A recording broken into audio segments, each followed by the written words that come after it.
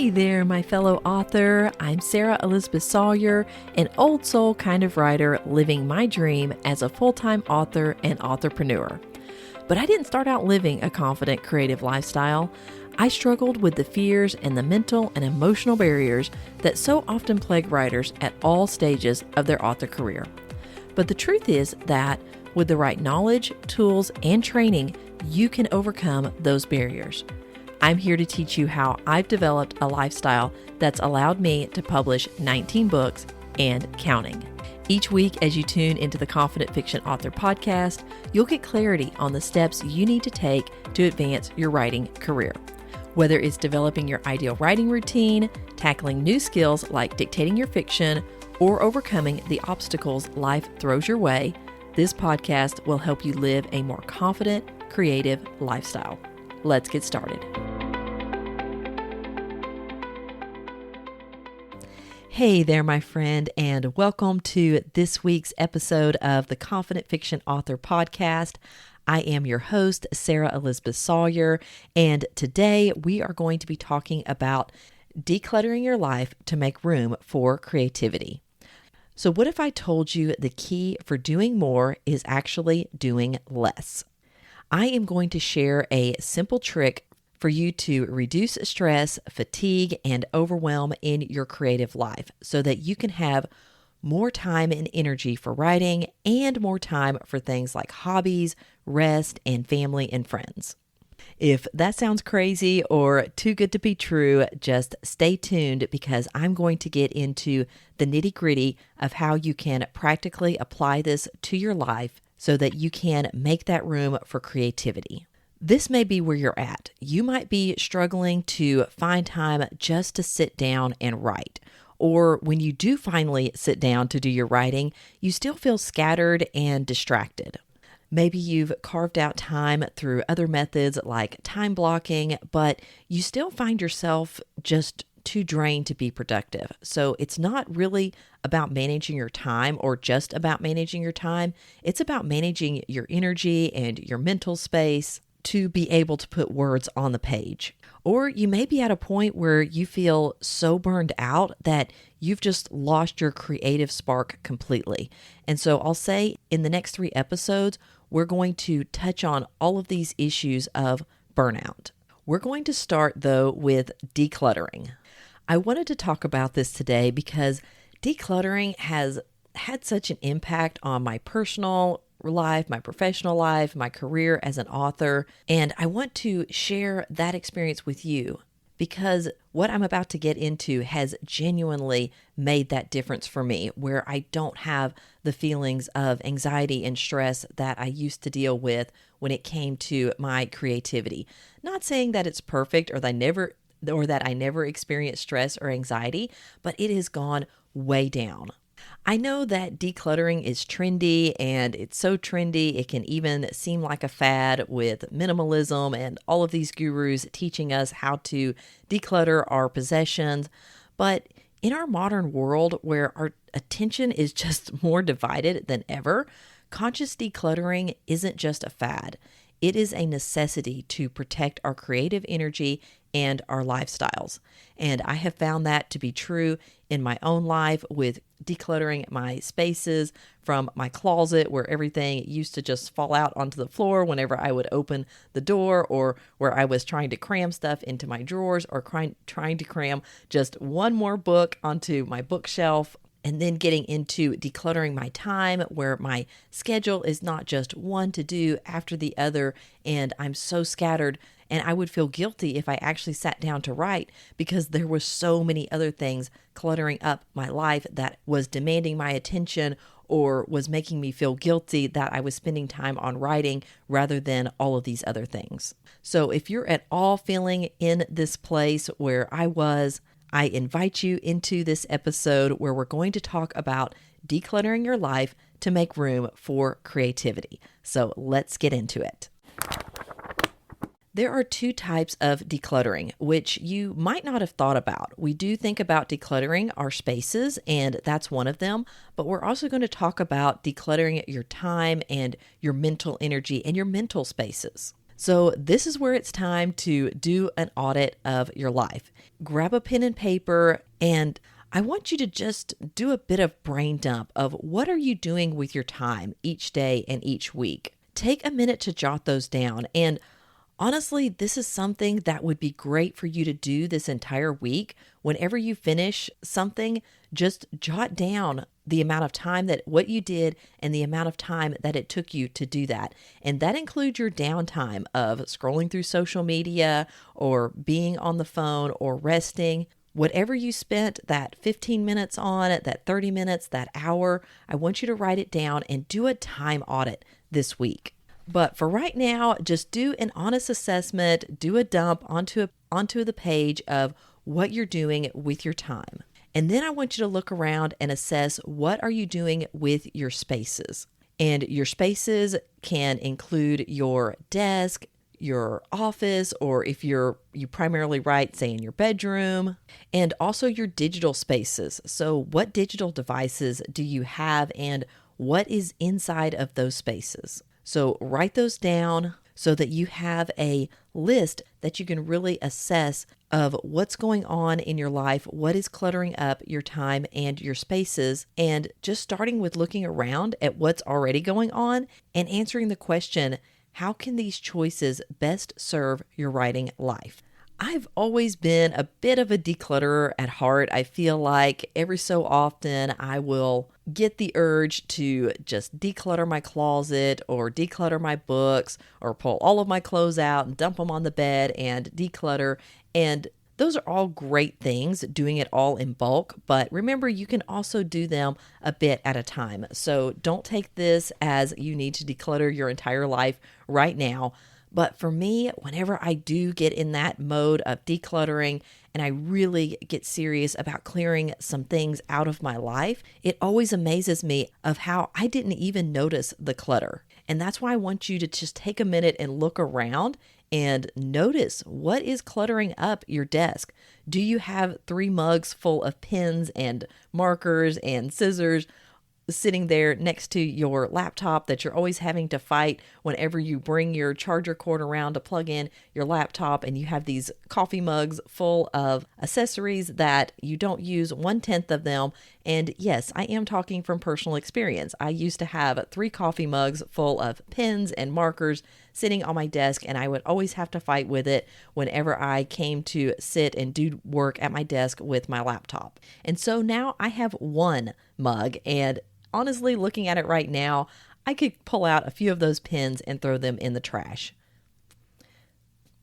But I remember when I first cleared that out and I went from 3 mugs to just 1, and just the mental space that cleared up and the hassle, the stress that I would always have whenever I would need to move those around or straighten them up or get them out of my way when I would sit down to do my writing work. So you might not think that the clutter in your house, in your life, is really that big of a deal, because in the moment it's not. It's just there. You work around it. You know how to make it work. You know how to move and adjust something inside that drawer so that you can actually close it when you need to. And when you pull it out and it gets stuck, you know how to shove things around so that you can open that drawer, when in reality, it would probably take you 30 seconds to clear out 5 things from that drawer that would make it effortless for you to just open and close it every time you needed to. So with decluttering our house and then walking through it after a declutter session, it's just like I can breathe and I can feel at home in my home. And it's just an amazing sensation. If you have done any kind of decluttering, even just on one little space in your home, I want you to remember how it felt to just have all of that gone and have it cleared out of your life. So that's physical decluttering, but I'm going to come back to that here in just a minute, but I want to hone in on decluttering your time, because this is one area that we get all of the physical decluttering. We watch the YouTube videos and we read the books, and we've kind of got some physical decluttering going on. But what about decluttering your time? What mental energy are you spending on things that are really not what you even want to do? You want to be writing, But because all of these things are cluttering your time, you're not able to sit down without feelings of guilt or overwhelm or frustration to get your fiction writing done. And so the first thing we're going to look at, number one, with decluttering your time is reducing social media and screen time. I remember when Apple, my iPhone, started sending me a notification each week telling me how much time I had spent on my phone and what apps I was using, where that time was going. And I took time to read that report and look at how much time each week am I on social media? Am I watching movies or playing games on my phone? What I found is I was spending more time on social media than I realized. I thought I was pretty limited. I'm not addicted to certain social media platforms and all.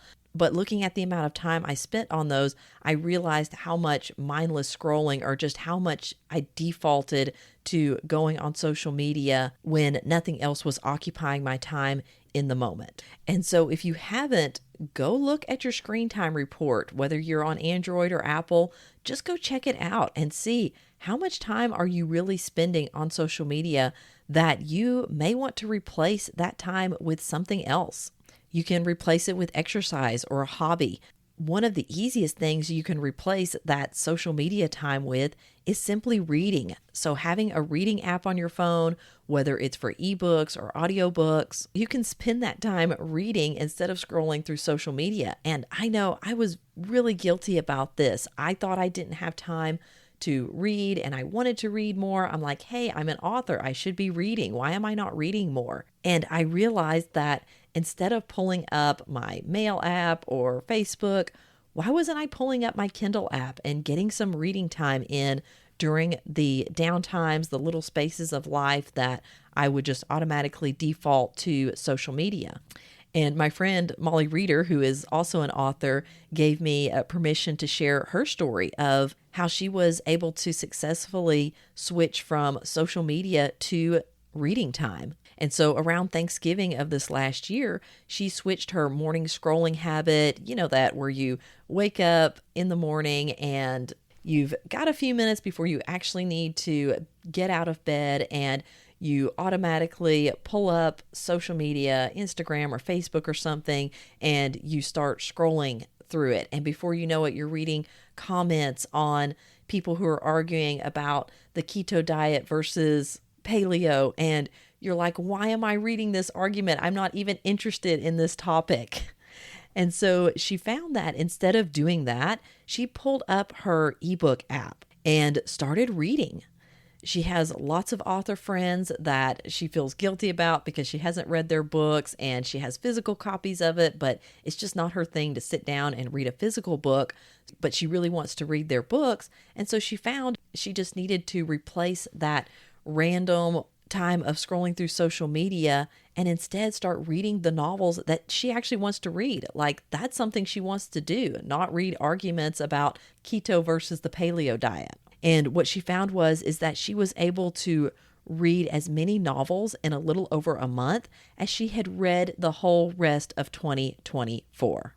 So consider replacing that scroll time with reading a book, even if it's just 1 or 2 minutes, just a few pages that you're able to read. You're going to feel so much better after a week or after a month of doing that versus doom scrolling on social media. One of the ways to help is to make that decision before the time gets there that you regularly pull up social media during a certain time of day, like first thing in the morning or maybe at night when you're vegging out on the couch and you pull up social media. Decide beforehand that I am going to have my ebook ready and open that app instead of social media. Here's an additional hack that I just heard this morning and I was like, why haven't I done this? And that's where you can change your home screen to a blank page with just some words on it, which I do have a little saying that I have on my home screen right now. But the podcaster was suggesting that you put your goals on your home screen. And that way you're reading them front and center every time you pick up your phone and look at it. And so you can apply that as a hack to this of put it on your home screen, a plain text note that says, don't check social media. semicolon, read, or something like, it's time to read. That way it's front and center whenever you have those down times and you just automatically reach for your phone in those moments of boredom that you have, and you're reaching for your phone. As soon as you see that home screen, it reminds you, oh, right, don't just open Instagram or Facebook, open up my book reading app and start reading.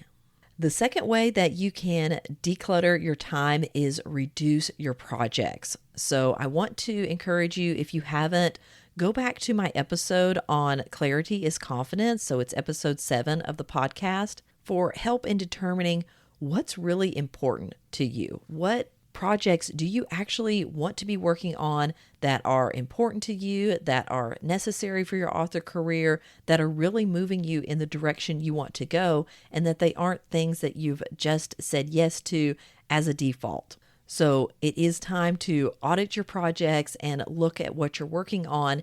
And you can also use my stovetop analogy. So I've shared this a few times in other episodes, particularly episode 8 with lessons learned from holiday cooking. But we only have so many burners on our stove when we're trying to do a meal. And for us, we have a 4-burner stove, we have a convection oven and a regular oven.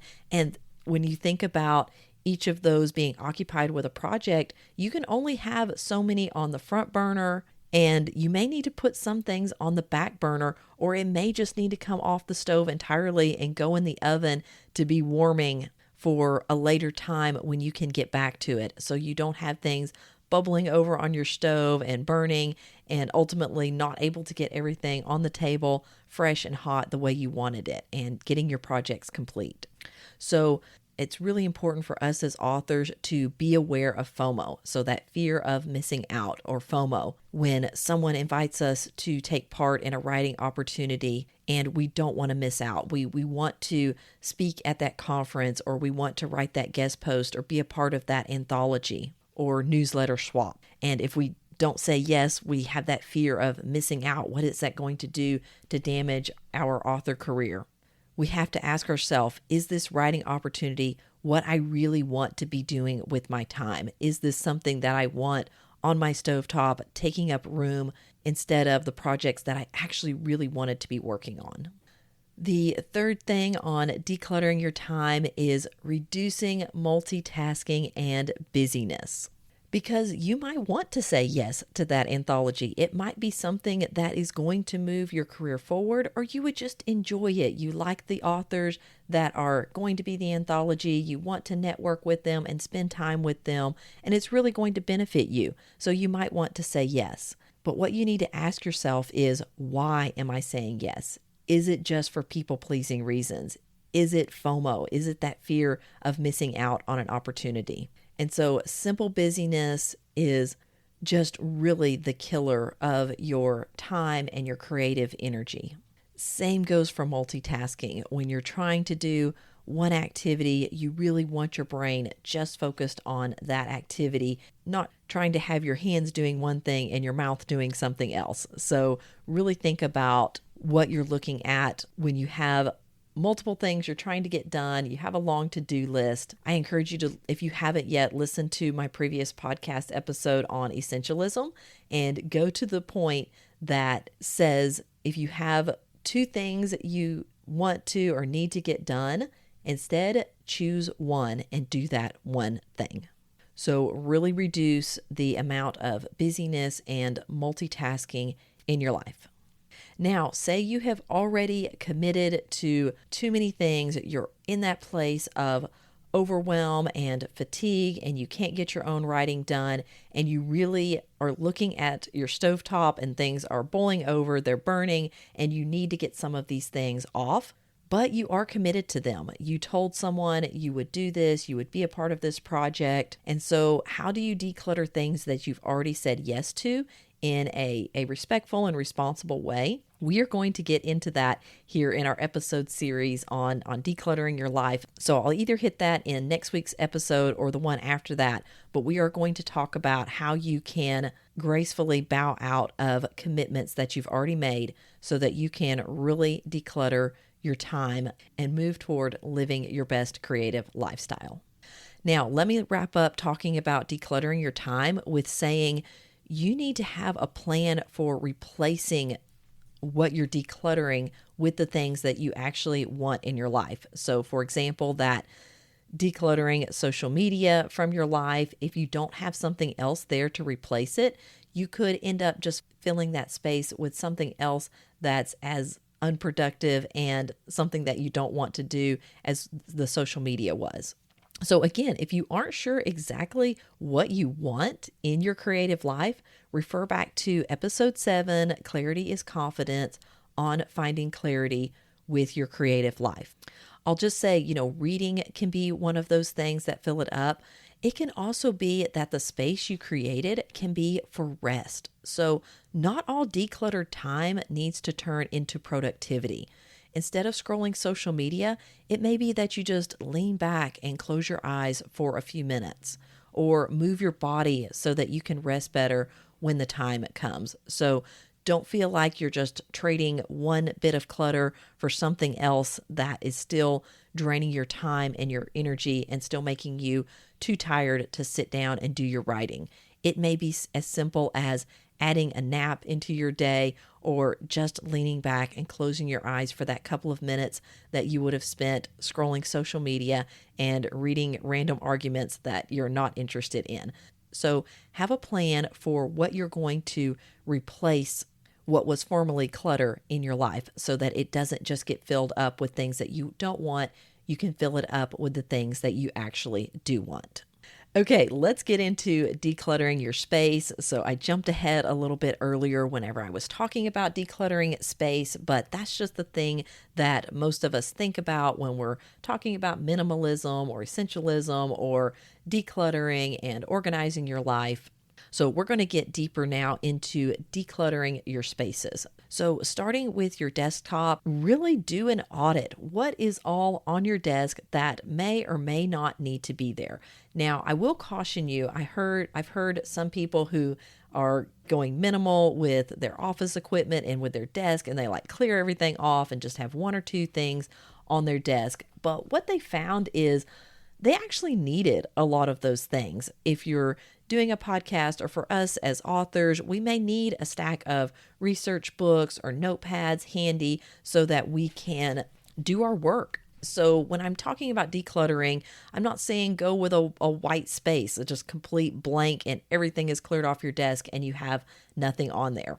So I'll just share what's on my desk right now. And as I'm looking around, I'm seeing a few things that, I do need to either take care of that or declutter it.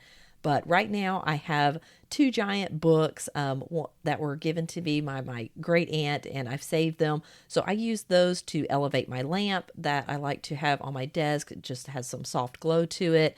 And I have that in one corner. Next to it is that single coffee mug that I have with pens and markers. And really, like I said, as I'm looking at it, I need to clear some of those things out.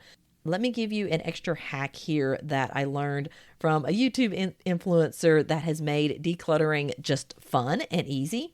Is what she suggests, instead of you've got to pull everything out of your closet and declutter it and clear stuff out and decide what you want and what you don't want. Instead, she says, open up that space and just hunt down 5 things that can go away.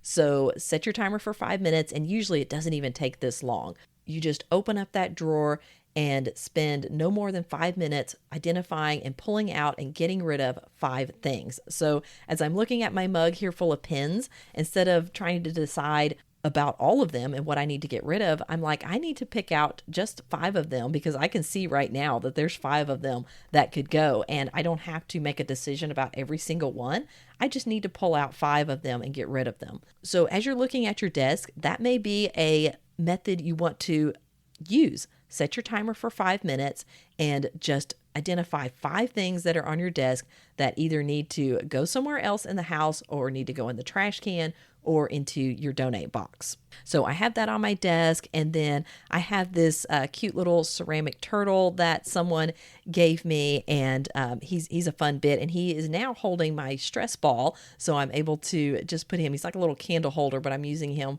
for my stress ball. The other thing is I have a lotion here that honestly, it's almost empty. I really need to just throw that in the trash. So make sure there's not any trash on your desk. That's an easy thing when you're trying to pick up 5 things. The other thing is I have a little basket that keeps my lip balm and my little cloth for cleaning my eyeglasses and my earbuds. So I'm able to use this tiny little basket to keep some random things that I really like having very handy on my desk. Like I said, it's not about clearing everything off your desk, but making sure that you don't have extra stuff, and then what you do have is well organized. So I have that. I have a little buffalo stress ball that he's a lot of fun. And then I do have this fountain on my desk that I got years ago. I love water. I loved having it whenever I used it, but it started splashing out and like splashing on my computer. So I either need to clean it and fix it, or I do need to get rid of it. Lastly, though, the reason why I like this fountain is it's like a rock tower, and I have 2 little ceramic pieces that I got, critters that I got from the Museum of the Red River up in Oklahoma, and one of them is a hare, a rabbit, and I also got a tortoise because I do love turtles. But what I did is I put the hare at the lower part of the fountain, and the turtle, he's sitting up on the upper part, and it just reminds me that slow and steady wins the race. So that's my visual model, and it helps me when I'm thinking about getting through a book project, not just about sprinting. It really is that it is the marathon. It's the slow and steady wins the race. So I have those critters there. And then I have my planner. That's something else that I generally keep on my desk. And I have my podcast mic and arm that I just leave attached to my desk because I use it so often. So that's about it on my desk. I do have a wrist thing for support for my laptop, and usually my phone's sitting here as well. So that's my desk if you're curious what's on my desk. And so I really want to encourage you, if you have stacks of paper that are cluttering up your desk that are from an old project. They're not even what you're working on now. You finished that novel, you just haven't decluttered that from your space. One, do you even need those notes? Do those need to go in the trash? If you do need to keep them, maybe they need to go in the file cabinet or in a basket somewhere, and just really clear off your space. Same thing with old research books. Do you need to keep all of those around? Give an honest assessment of what is on your desk and what are you actually using. Keep those things. Don't feel like you have to get rid of them, but really assess what's on there. And just, that's my challenge to you right now, is pluck 5 things off your desk that really should not be there. They either need to be rehomed on your bookshelf or somewhere else in your house. They need to go in the trash, or they need to go in the donate bin. All right, like I said, I go a little C to decluttering. It's something that is constant work in progress for me, but I hope that is helpful for you. The other thing is on your computer, really decluttering that is so important, because that is our primary workspace as authors generally. Like our laptops or our desktop computer is really where we spend a lot of time. And if you open up your computer and every time there on your home screen is filled with folders and screenshots and research notes and just all of these things on your desktop, I want to encourage you to get those things cleared off the desktop screen of your computer. Get them into folders where you can find them. They're easy to find so that you're not hunting things down. Rename them if you need to. Quick hack on, if you are a Mac user, you can hit the Command spacebar and start typing in what you're looking for, whether it's a folder or a file. And this is how I get to all of my writing folders, is I will just hit Command spacebar and I'll start typing in Doc Beck, and my Doc Beck Westerns folder will pop up. I'm able to click on that and go straight to it. Used to, I kept that on my desktops and I would click on those folders, and I was just really getting cluttered up with folders on my desktop. So I put those in my main, in my Finder, in my main folders now. And so I'm able to quickly go to them, but they're not cluttering up my home screen and giving me that sense of these are all unfinished tasks, or they're things that are boiling over on my stove. So they're just cleared off and it's way less overwhelming whenever I turn on my computer and start getting into the projects that I actually need to be working on. The other thing I would recommend is turning off notifications on your computer, not having all of these banners and sounds and things that are constantly popping up. And we think about this when we're like getting into writing time or research time or editing time. We'll turn off notifications, but I encourage you to turn off notifications just anyway. Like, do you really need all of these news flashes and weather alerts popping onto your computer and disrupting your workflow, no matter what you're working on, even if it's not just writing time, if you're doing research and something pops up and it gets you distracted, social media icons, just really turning off notifications on your computer so that when you are on a task, you have a certain thing that you're cooking on the stove, you are just focused on that. Moving that over to your phone, I recommend the same thing.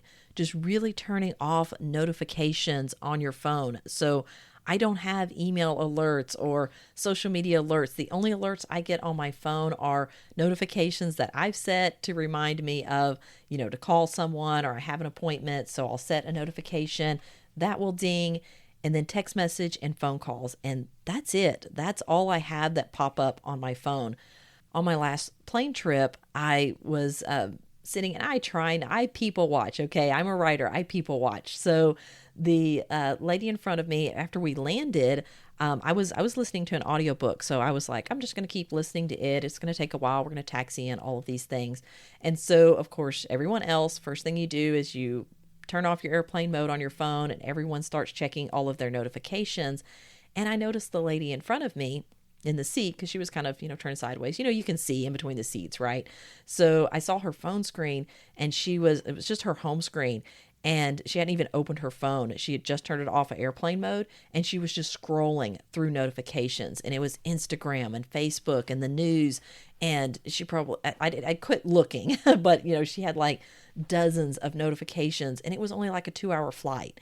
And I was like, how overwhelming that is mentally to just if those notifications are coming in live, if you didn't have it on airplane mode, just the constant disruption and the pull to your phone and away from your focus to have all of these notifications coming up. So that's my soapbox, but I would really encourage you to go into your settings and just turn off notifications from everything except what is essential. So going back to that essentialism that I talked about that I covered last week in the podcast. So just getting down to the essential things. The other thing is phones, they are really designed to be addiction machines. They want our attention 24/7, even when we're not on them, we are being distracted by them. So a couple of things that can help with this, just especially if you just need some detox time, especially on the weekends. For me on Sundays, this is something I do almost every Sunday, is I grayscale my phone. So you can actually put your phone in black and white or in gray, because even the colors of the apps, that's a part of the enticement. It's meant to give us that dopamine hit and to really just entice us to spend more time on our phones. That's what I like to do sometimes in the evenings, but especially on Sundays when I'm taking my rest, is I'll just grayscale my phone. And that way, every time I touch my phone and I see that, it reminds me, hey, I'm really staying away from my phone today and really giving myself a full break from that. The other thing you can do is remove apps from the home screen. I didn't know that I could do this, and it is iPhone. I don't know about Android, but you can actually remove the app from the home screen, but still find it through the search. So you can pull down your screen, hit search, and put in your app. And that helped me with my mail, wanting to constantly go into my mail app. I took it off of my home screen, and so I have to actually search for it on my phone to go to it. And that reminds me, hey, you're not supposed to be constantly checking your email. So if you have apps that are tending to distract you, they're just kind of that default one that you open your phone and you click on it, you can look at deleting that from your home screen. You still have the app, but you don't have it on your home screen. Okay, so phones could be its own episode. Let's go ahead and move to environment. So we talked about your desk and having that, or even if you don't have a desk, you just have a dedicated space, like I said, in your bedroom or something, that is where you write. Just really check that dedicated space and make sure your nightstand isn't full of so much clutter that you can't have your research book there, or your laptop, or whatever it is that you want to be able to have handy for your writing time, or being able to set your tea down there, because that's a part of your writing process. You like to make a hot tea, but every time you go to your bed to write, or to your space to write, it's so cluttered up you don't even have a place to set your tea down. So really assess your writing space and think about what's working and what's not working in that space, so that you can just remove the physical clutter or anything that would distract you. It may be a new book to read and it's sitting on your nightstand. Maybe you need to put that somewhere else and then go get it at night when it's time to read, so that it doesn't distract you when you go to sit down to write. Lastly is just your general environment. So thinking about if you have pets. They make wonderful co-writers, co-workers. We love our pets, but they can be distracting when you're trying to get your writing done. I don't want to say they clutter up your space, but honestly, sometimes they do. They want to get on your keyboard. Cats like to get on your keyboards. Puppies like to get on your keyboard. It's just that having that extra distraction and something physically in your space when you're trying to get your writing done. And so think about giving them a space, giving them a controlled space that they can have fun in, but they're away from where you're at, where you're trying to write, or they're just not right there on top of you, even if they're in your lap. But give them a treat or something that can keep them busy while you're writing. I know with my brother, with his two with his mini Aussie and his toy Australian Shepherd, they come over and they're just all over the house. They're just busy constantly. And so I got them each a Kong, and they don't get to take this home. They only get it when they come to Aunt Sarah. So I will get them their Kongs out. I'll put some peanut butter in them and give it to them. And I know my brothers, they were all over one day, and I did that, and they were all three just surprised, like, wow, they're just laying there chewing on the Kongs. Like those are really handy, when you need them, not underfoot and constantly in your stuff and constantly busy. So that's something, if you have pets, giving them something in a controlled space, or just something that will distract them while you get your writing done. And so same thing with kids. Again, not implying that kids are clutter, but I know it's always that interruption, and they want to be a part of what you're doing. They want to be imitating you a lot of times. So maybe that during your writing time and your kids are there, maybe that's a time that they get a special activity like daily screen time allowance, or just quiet time with their toys. Whenever I was little, my brother and I, when we were little, my mom had church bags. And so she had toys in there, quiet things like coloring books that we could play with during church. We only got those church bags during church. And so that's something you can think about with your writing, is having a bag or a box of toys that your kids only get during your writing time. And so it's really special. That's the time that they have access to those particular toys. My mama also, whenever she had her sewing time, she would give me a sewing project, cross stitch. She started me with cross stitch whenever I was really young. And so I would pull my little rocker up next to her and cross stitch while she got her sewing done. So those are some things to think about with your environment that may be not clutter, but those are distractions and kind of on top of you when you're trying to get your writing done. And so those are some tips and ways that you can declutter your space for writing. I want to wrap up here with talking about conscious decluttering for what matters. So the end goal is not minimalism as a rule, like you're living this as a rule with your life and you have to keep everything minimal. It's intentionality. So again, you're not looking for a totally barren workspace. You're aiming for a workspace where you work best. So by decluttering old writing projects, you can use that space to add some succulents, which will be more refreshing and inspiring for you as you write.